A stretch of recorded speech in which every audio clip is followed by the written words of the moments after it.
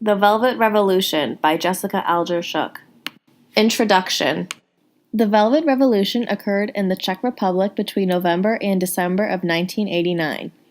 It was a non-violent revolution made up of strikes and protests that led to the demise of communism in the country. It is an important part of history because the protesters were able to overthrow a communist regime and restore democracy in a country that for 50 years was controlled by the Nazis and the Soviet Union that persecuted them. No blood was shed during the month of peaceful protests and strikes, and it shows that you do not need violence in order for your voice to be heard. History of the countries involved and the conflict.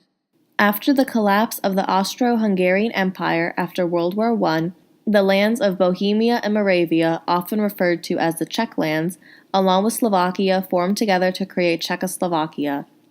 On March 15, 1939, Germany invaded Czechoslovakia and claimed the country as its own. In February 1948, after World War II, the country was then annexed by the Soviet Union and communism was established.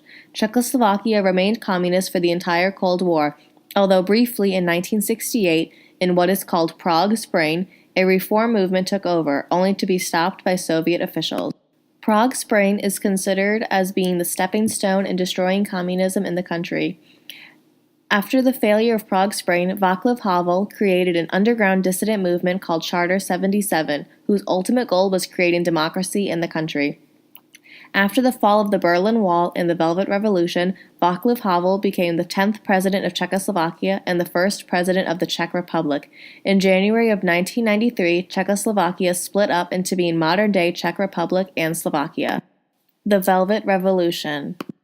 After the fail of Prague Spring, many Czechoslovakian citizens were desperate to achieve democracy. Charter 77 was able to form a broad coalition of social democrats, liberals, and conservatives who all agreed that there needed to be an ethical basis for politics, and that the cruel treatment they faced under communism was a human rights issue. Their actions garnered attention in other countries as well, such as Poland and Hungary, who were also dealing with communism under the Soviet Union. The Soviet Union also began having problems maintaining order and stability in the countries they controlled. In 1988, Mikhail Gorbachev began to realize the depths of problems present in the Soviet economic and political system. He and his advisors decided to place more focus on domestic issues and less on their relations with the Warsaw Pact and Comecon. In December 1988, Gorbachev spoke to the United Nations about changing their security practices. Security was now defined in terms of international cooperation and economic stability rather than in terms of military power.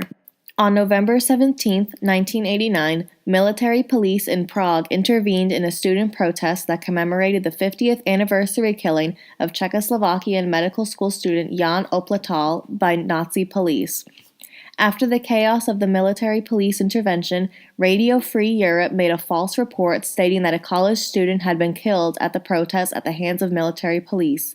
In response, much of the Czech theater community, led by playwright Václav Havel, gathered at the Realistic Theater in Prague and called for students, civilian workers, and those involved in the theater to strike against the government. Even though the report of a college student being killed at the protest was later found to be false, the thought of a civilian being killed senselessly by police heightened the feeling of crisis in the country. Students, those involved in the theater with Václav Havel and other artists, began striking and protesting. On November 25th and 26th of 1989, it is estimated that 750,000 people protested in Prague. On November 27th, 75% of the Czechoslovakian population gathered in protest. They chanted To se nakonec děje, meaning it's finally happening. On December 10th, 1989, Gustav Husak, the communist president of Czechoslovakia, resigned amid intense pressure from the public. The Velvet Revolution led to a complete overhaul of the Czechoslovakian society and economy. Once a democratic nation, it began to employ a competitive, internationally open, free market structure. People could own their own property without government interference, and a new constitution was written. Once Czechoslovakia split up into being the Czech Republic and Slovakia, both countries joined the European Union. Analysis of the Velvet Revolution. The climate that allowed Charter 77 to emerge was the frustration the general public felt about being subjected to communism. For 50 years, Czechoslovakia was controlled by the Nazis and then by the Soviet Union. Václav Havel was a playwright and a very artistic person.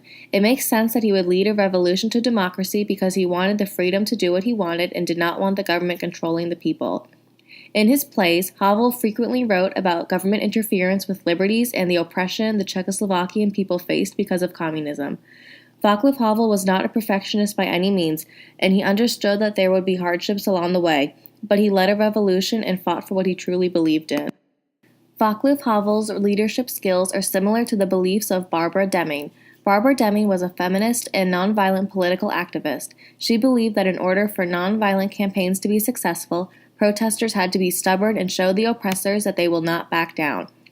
This was evident in the Velvet Revolution because Václav Havel was so passionate and got others to get involved in his revolution that in their final protests, 75% of the population protested.